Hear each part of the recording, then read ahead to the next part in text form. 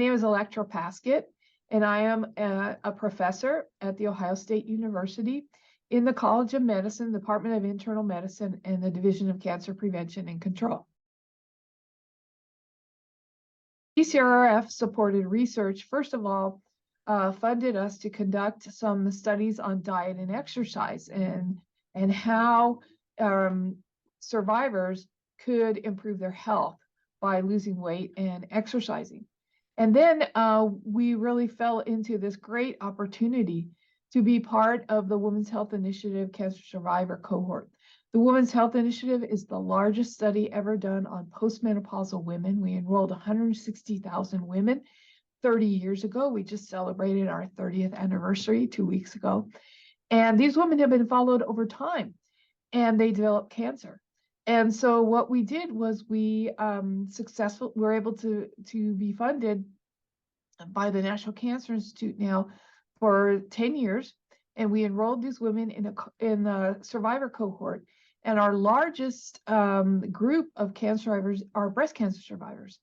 So we're looking at issues of survivorship and what issues they face as they age and as they go forward after cancer treatment.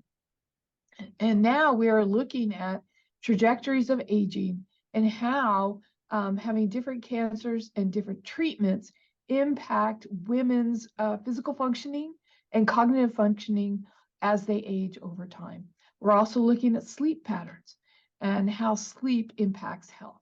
Very exciting, and it will give us many answers for older women who are looking to live healthy and happy and long lives after cancer, and also for their caregivers and for their providers and clinicians to help them make decisions. Breast cancer survivors really have a lot of issues that they have to deal with after treatment. So one of the issues is a condition called lymphedema, which I am a 3-time breast cancer survivor. And when I was diagnosed with my first cancer at age 40, I developed lymphedema in my hand and went through treatment. And I didn't know anything about lymphedema. I learned about it. And then I also studied lymphedema. And lymphedema can occur anywhere that there's been surgery in your body, and it results from damage that is done to the lymph system.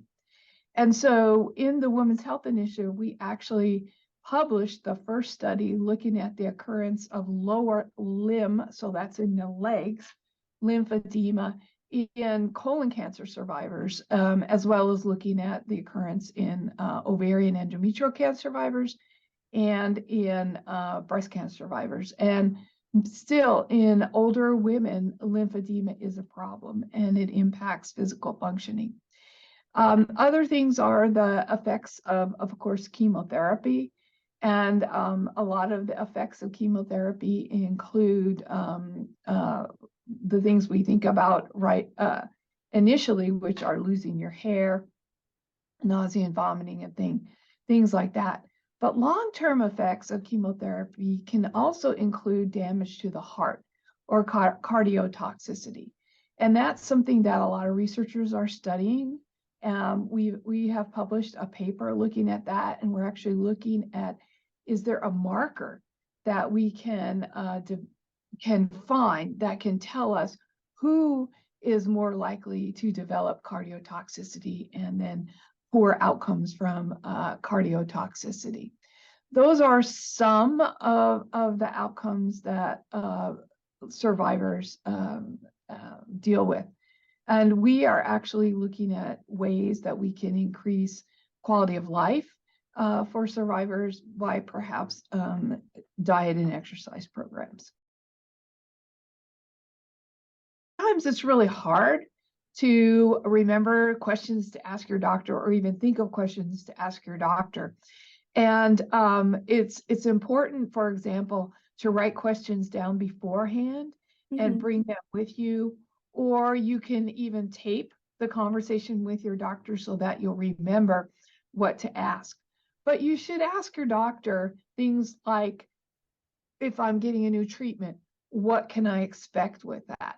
What are some of the side effects that I should look for?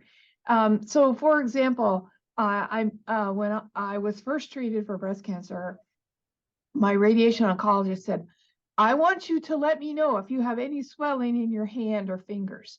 And so when I developed swelling in my finger, I let her know, and she sent me to physical therapy right away. And so, I don't have the side effects of lymphedema. So it's important to look for side effects and let your provider know. I was diagnosed with breast cancer at age 40. The first time. My mother had breast cancer and my grandmother had breast cancer. So I thought I would develop breast cancer, but I was very surprised when I developed it at age 40. 4 years later, I had an axillary recurrence. It was like a frozen pea that I found in my axilla. And at that time, I had to also have chemotherapy. So both times I had surgery and radiation. And then the second time I had chemotherapy. And then I was put on aromatase inhibitors. I then had another recurrence in the same breast as the first cancer 9 years after that second axillary recurrence. And for that cancer, I had a double mastectomy. So I had prophylactic mastectomy on my left breast. And then I was also put on aromatase inhibitors. So I've taken what I've learned from being a patient and brought it into my research. For example, my research on lymphedema and my research on quality of life and survivorship aspects. We've learned so much about breast cancer, and BCRF has really been at the forefront and funded the investigators around the world who are making these important discoveries. And if we don't have research, we aren't going to get a cure. And so now, I'm a 3-time breast cancer survivor and I'm alive. And that is because of research. We have women now who are living with metastatic breast cancer that we didn't have many years ago. And that is all because of research.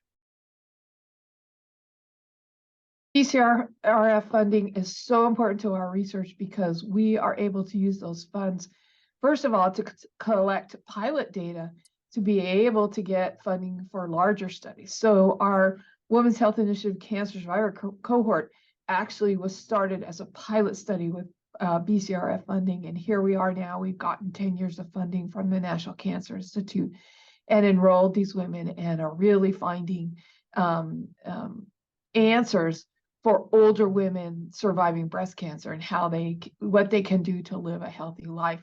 We wouldn't have been able to do that without the funding from BCRF.